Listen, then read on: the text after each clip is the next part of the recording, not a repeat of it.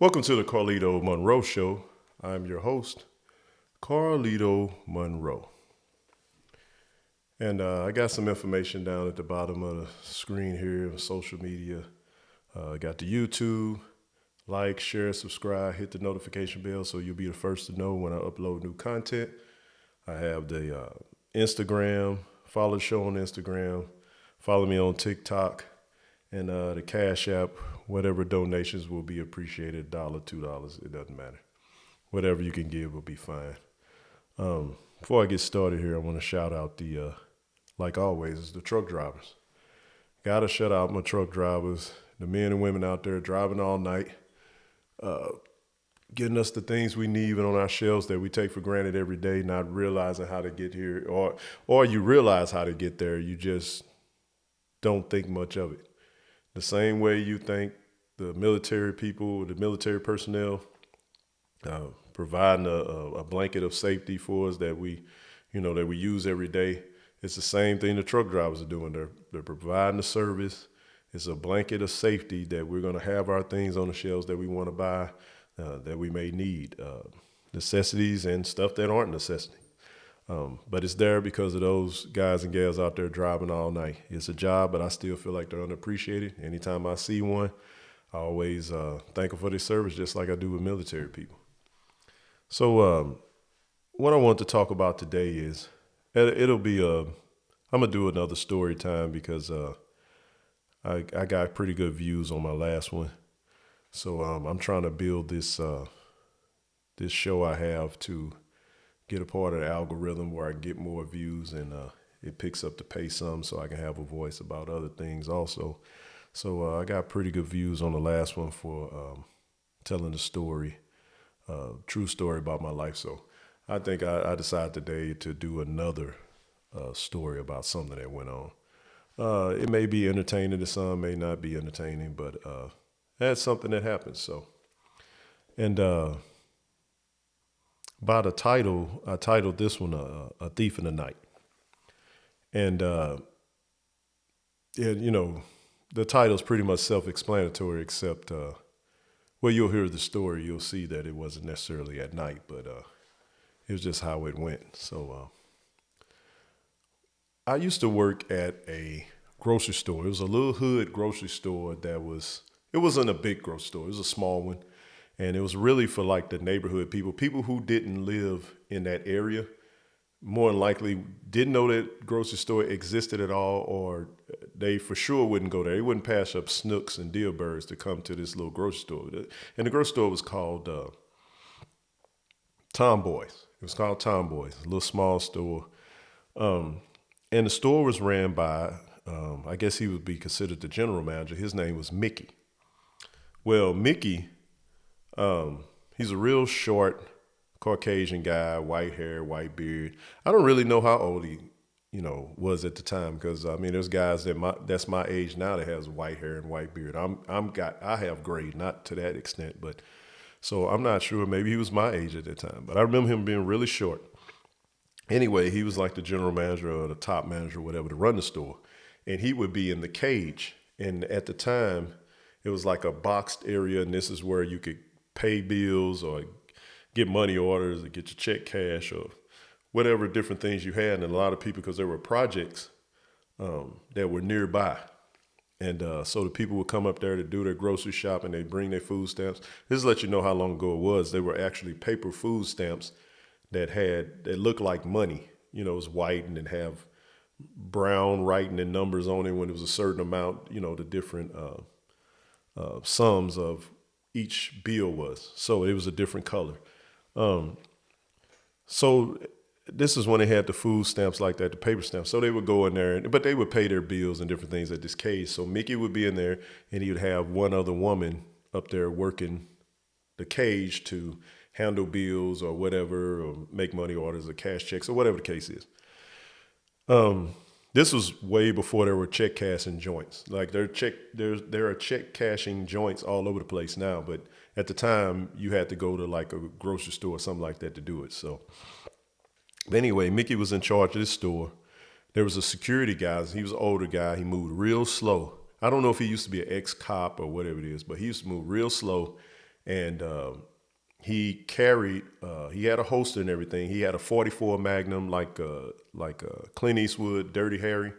He had a big 44 Magnum like that. I remember, it's like, man, I grew up, I'm gonna get a gun like that, So he had this big 44 Magnum, and he also had like a collapsible, I guess like a baton or something. I don't know what you even call it, but it it collapses like an antenna, but it had a big ball on the end, and he can bring it out. And if he wanted to hit people with it or whatever, straighten them out or scare them or whatever. So he also carried one of those in a little holster.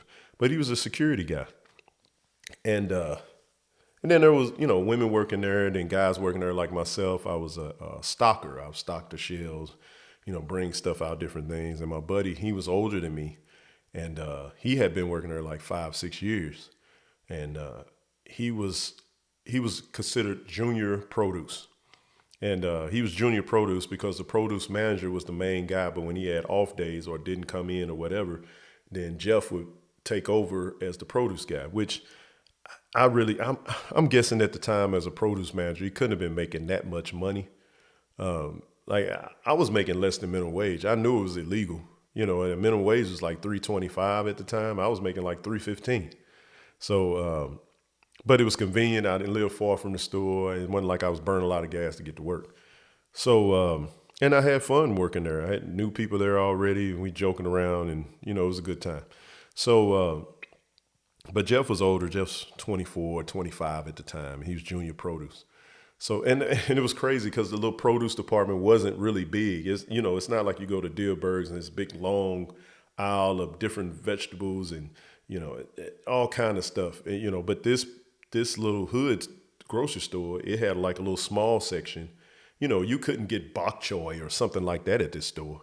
It had the basic stuff that they knew that the people in the neighborhood would buy. Collard greens, mustard greens, lettuce, cabbage. It was like really basic stuff. I don't even remember. You know what? They did have bell peppers, but it was just the green ones. You didn't see yellow or red ones. It was just green. So when you looked at this produce thing, it was just like this little area and everything over there was green. I don't remember even peppers being over there. But anyway, it was a small thing, and Jeff was a part of it. Was over that. So what would happen is Mickey had bank runs when if so much money had to go be deposited in the bank. So he couldn't deposit because he couldn't leave the store. So he had Mr. James, drive and deposit the money into the bank. But he was the security. So he'd get the money or whatever. He walking real slow with the bag of money, and then he goes on out and he's going to the bank. Well, the neighborhood crackheads, once they saw him leaving, that's when they would come into the store, and they would steal items. They, steal whatever, beer, cereal, meat. They would steal stuff. And that's what they would do once they saw he was gone, or once they saw him leave. So right across the street, we call it a Rice House, but it's a chop suey restaurant. And this, what that entailed of, it wasn't a restaurant that you sat down and had a meal in. You go in there, there's graffiti all over the wall, and then there's a little small window with some plexiglass and a little opening so you can put your cash in there to get you some Chinese food, whether it was, fried rice, egg food, whatever the case is. But that was the Rice House. But the drug dealers would hang out in that parking lot of that Rice House, and then they'd sell dope to the different, drug addicts, crackheads, or whatever. And then they would make deals with them, say, oh, well, you ain't got any money. I'll give you this 10-piece of rock. And you go in there and get, go in the store and get me this or give me that or whatever. They knew Mr. James was gone. So this particular crackhead, he would come into the store when he was gone. And others did too, but he was the main one. So he comes in the store, and I wasn't familiar at the time of, I wasn't familiar at the time how he did it or his method or whatever. So I'm stocking the beer cooler. I'm 16. This is illegal. You're not supposed to have a 16-year-old stocking the beer cooler. But I was already under minimum wage, so it was all illegal anyway. So, but anyway, I'm stocking this beer cooler. And then this crackhead guy, he comes around. And when he comes around, he's like, he comes up to me. And then he says, how long you worked here? And I'm like, I don't know. At the time, it probably was 3 months or something. I said, I've been here a minute. I don't know. What do you want? And then he was like, he says this whole riddle, and for the life of me, I can't remember all of it because it got to the point as it continued on, he wouldn't say all of it. But he said all this riddle, and the last line of the riddle was, I'm a thief in the night, what I'm gonna take. And I was like, what? And then he said all this riddle again, and he got to the last part and says, I'm a thief in the night, what I'm gonna take. And I'm like, I don't care what you take. It's not mine, and then, this is I'm 16. So he's like, okay. So he grabbed 12 packs of Bud Light bottles and took them off the shelf and then took off the store. Now the store was just a basic square. It wasn't a really big store. It was probably 10 aisles, but the aisles were shorter. And you come in and you come around past the cage where you cash checks, then you come on around, then a little small produce section, then you come around, there's a meat section, and then you're going back to the aisles to go out in this door, to go out the door. Now it had power doors, but since I've known of that store, those doors never worked. It was always one door just pried open the whole time, and the other door had carts behind it. So I don't remember those doors ever working. But when an aisle was closed, because they only had 1 or 2 aisles, it was only maybe 4 aisles altogether. So they'd have the aisle open that had like half pints and pints of liquor and cigarettes and stuff, and Black and Miles and different things like that on this side. So that line would be open. And then there's 2 here in the middle that wouldn't be open. Then there's 1 over here that would be open. And he just went through an aisle that wasn't open, and it wasn't anything blocking it. We didn't, at the time, nobody was thinking like put a card or something there to kind of block it. He went on down the aisle with those beers and went on out, and people looking like, hey, he's stealing the beer. And I followed him, and I saw him going out the door with the beer. So I followed him on out the door to the parking lot, and I looked, and he went across the street and gave those beers to the drug dealer dudes. And they're laughing. They started laughing. And then I was shaking my head because, it wasn't my beer. That's how I looked at it. It wasn't mine. And I didn't feel like I was responsible. I'm not security. I don't make money like that to be a security. I was making $3.15. It was less than minimum wage. So as I came back in the store, I'm shaking my head. Mickey was big to, he was always on the microphone telling people what to do or doing this. He would just say it over the intercom. And while he's in the safety of the cage, whatever happened, he had this plexi bullet retardant. You know what? I don't even know if it was bullet retardant. It was just a thick plastic around there because I imagine somebody could just shoot under there because that was just some plywood across there at the bottom. So, if they really wanted to do something, they could just shoot under there instead of shooting up high. I don't know. That's just, I thought about that. So, but he would say, do things, and he was like, so he yells out, Carlito, why didn't you get him? And then I was like, what? And, I'm shocked. I'm 16 years old. I'm like, what? And I remember the cashier looking like, I know he didn't expect you to get him. I said, why would he? I'm sick. I'm not the security. Because I didn't know at the time the security guy was gone. I said, I'll go get Mr. James. He's like, oh, he's on a bank run.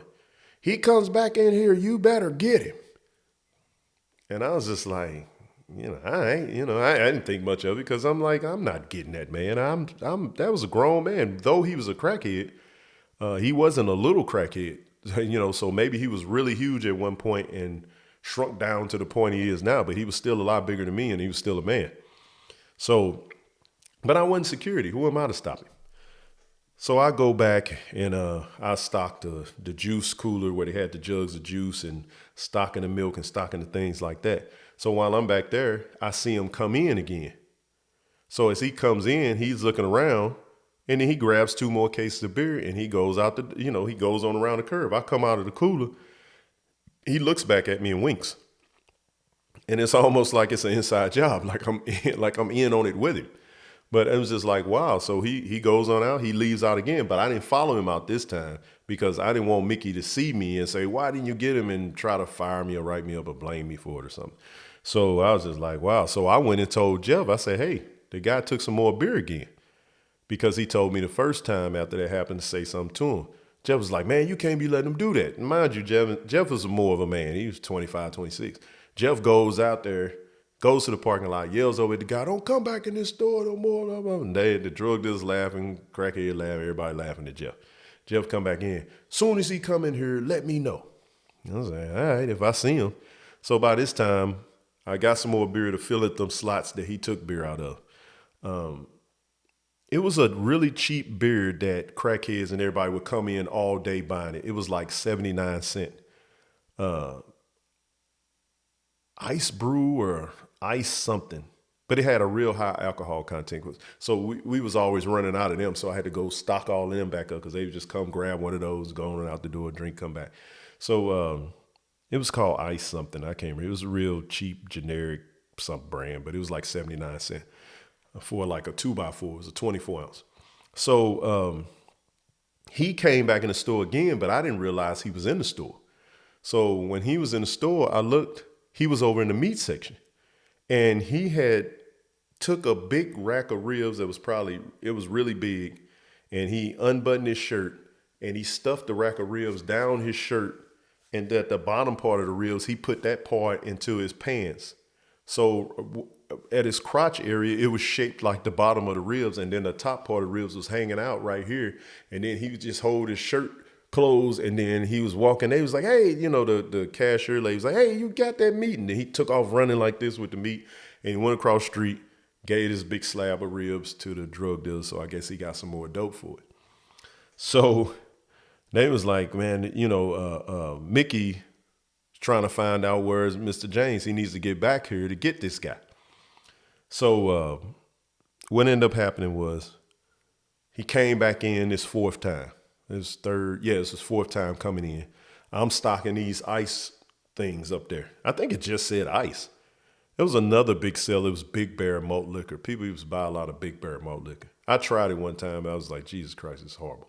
But I'm sure they don't sell neither one of those anymore. But I'm stocking them up, and he comes in and I just start shaking my head. And then he says, he didn't say all the rest of the riddle. He just went right to, I'm a thief in the night. What I'm going to take? And I said, I don't care what you take. Just get out of my face. And he said, all right. And then he grabbed two 12-pack Bud Light bottles, cases again. Jeff came out and was like, no, man, you can't be taking that. And he grabbed the handle along with the crackhead dude with the handle. And the dude was like, no, man, I'm taking these. He was like, and Jeff's like, no, you're not taking them. You can't keep taking this. He's saying, no, you can't be doing it. He's pulling it. And then, guy's like, I'm going to take him. He's like, you're not taking him. He's like, I'm going to take him. Yeah, I'm going to take him. He's like, you're not taking him. And then he took the other hand where he had the 12-pack bottle in his right hand and swung it over the top at Jeff and ended up hitting Jeff in like the shoulder. And he ended up, I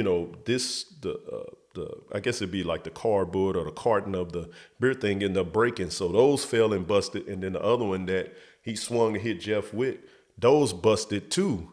Now, it just hit Jeff in the shoulder. It wasn't that bad, but it still hit him where Jeff released that beer that he had his hand on and kind of bagged off, and he had some beer on his shoulder. And I was like, oh, man. And then Jeff turns around, and he's trying to, like wipe the wet. No, I don't know what he's doing that for, but I think it's just a reaction. So the dude scurried up out of there. So right when he was leaving out of there, Mr. James was coming in the door. And Mickey yelled on the microphone, was like, Mr. James, there he is. Get him. And then Mr. James, he always moved real slow. And then a guy came and he seen Mr. James. He put his hand on. He's like, oh, I don't want no trouble. I don't want no trouble. And then I remember the words vividly. Mr. James is like, oh, you may not want no trouble, but you sure enough done found it. And he was like, and the crackhead dude was like, oh, no, I don't want no trouble. And then he pulled out the little Fisco. I don't know what that thing is called, but it's like a collapsible baton. And he was moving real slow. He popped a little snap out and he pulls it out.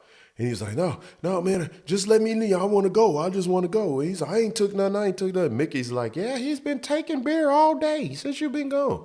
And he said, oh, you've been stealing from my store, huh? And, this is Mr. James. And he's like, what did I tell you about taking from my store? It wasn't his store, but I guess he looked like his store since he was security, whatever. And he had the little collapsible baton. He was going real slow with it. And next thing you know, really quickly, he flicks his wrist. This thing comes out and he whacks the guy a couple of times on his shin. The guy collapses.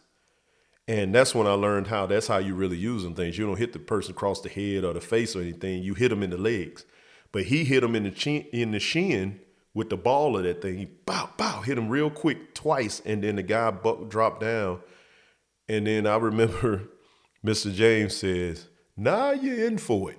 And he just started going across this guy's head, back, face. I mean, he really beat this guy. And initially, I thought it was entertaining. And then I just felt bad for the guy. I was like, all right, he's had enough. You know, I mean, he's beating this guy to a point blood starts splashing. I mean, he's opened up this guy. He's opened up wounds on his neck and face, and it's splashing, and his blood just was all over the floor. I mean, it was a biohazard. It was insane how he beat this guy. And then I guess he just did it till he got tired. And that's the fastest I ever seen this man move. He was always walking real slow, moving slow. And it just, the thing was, he only moved when he needed to move. And he needed to beat this guy, and he was doing it really quick. And then once he got done, he was just like, yeah. And then guys just laying there blood and like, you know, like a whimpering well. I mean, this guy, I felt like he was gonna die. And I remember my eyes getting watery. You know, I remember tearing up, like, it's like, oh man, I didn't even know this guy. But I didn't feel like he deserved a beating like that. So Mickey had already called the police, and the police came in, and you know how things go. I'm thinking like, man, they're going to arrest Mr. James because he basically assaulted this guy. And that wasn't the case. And come to find out, he used to be like a chief of police or something. So they came in, and the Mr. James guy was like, yeah, get him out of here. And the cops got him, picked him up, threw some handcuffs on him, and took him out of there. And it was a big mess of blood on the floor. And I remember thinking like, I'm not cleaning that up. I don't know if AIDS was around. AIDS, I mean, we hadn't heard of AIDS yet, but it could have already been around. But I'm not touching that blood. I'm not doing it. I'm fired today if I got to do it. But yeah, and he left this big thing of blood. So while they got him and was about to take him out, they handcuffed and take him out. He said, "Oh, wait a minute." This is the security dude, Mr. James, says, "Wait a minute." And he took his baton thing because it still had blood on it. He wiped the blood off on the guy's shirt on the part where it was a little clean, where it wasn't any blood, where he can get his baton clean. And after he did that, he wipes it off of there and got it clean. And then he takes that baton and closes it on the guy's back. He stabs it forward to, you know what I'm saying, to put it back on the thing. And then he was like, all right, no, get him out of here. And after that, I kind of looked at that James guy totally different. I always felt like he was a nice old man, but I think I was a little scared of him now. And I wasn't doing anything for him to do something like that to me, but I just felt like, man, I don't think he should have did him like that, man. He really beat this guy. It was terrible, man. It was a little traumatizing for me. I was 16 or whatever, but I remember Mickey didn't call me to clean it up. He called Jeff to clean it up. Jeff had been there for 5 years. So to me, it was a little blessing to have just Jeff do it. And Jeff went and got the mop bucket and is mopping up this blood. And I'm just like, yo, this is crazy, you know, for this security dude. I just looked at him totally different after that. And I guess he is a good security guy. But I just didn't feel like he had to beat this guy like that. But yeah, that's my story of a thief in the night, man. Hope it was entertaining for you guys. I mean, I've told this story to different people at my job, and they found it entertaining. So I just figured I'd pass it on to you guys. But if you like it, click the like button, share, subscribe, hit the notification bell so you'll be the first to know. You can hear more stories like this. I mean, I got a lot of stories. I've worked a lot of jobs, so I mean, you hear more stories, entertainment news, and just different stuff. I've always got some kind of content. I just need the time to video and upload it. So like, share, subscribe, hit the notification bell. It's your boy, Carlito Monroe. Peace.